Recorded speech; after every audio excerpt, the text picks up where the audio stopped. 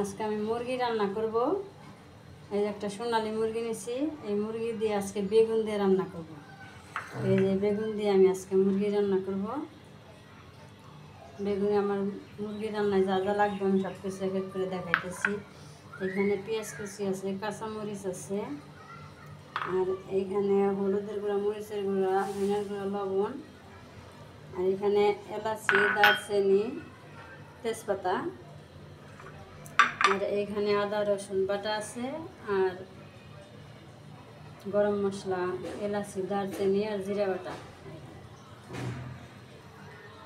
এখন আমি এই সব মশলাগুলো দিয়ে মাংসগুলো ভালো করে মাখিয়ে নিই। এখন আমি কড়াইতে তেল দিয়ে দেব।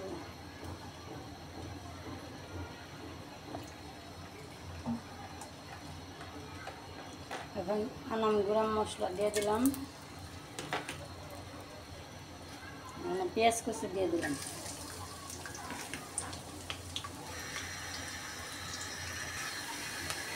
এখন মাংসগুলো দিয়ে দেব। অনেকভাবেই তো আপনারা খাইছেন সবাই, বেগুন দিয়ে কোনোদিন না খাইলে এইভাবে রান্না করে খেয়ে দেখবেন।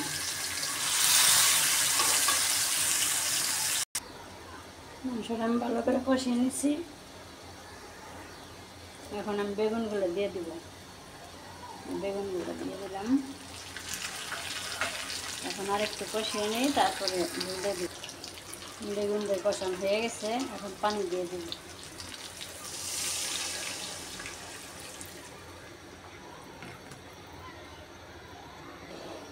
বেশি পানি দিয়ে নেই, অল্প একটু পানি দিছি। মাংসটা ভালো করে কষিয়ে নিয়েছি, অল্প একটু পানি দিছি।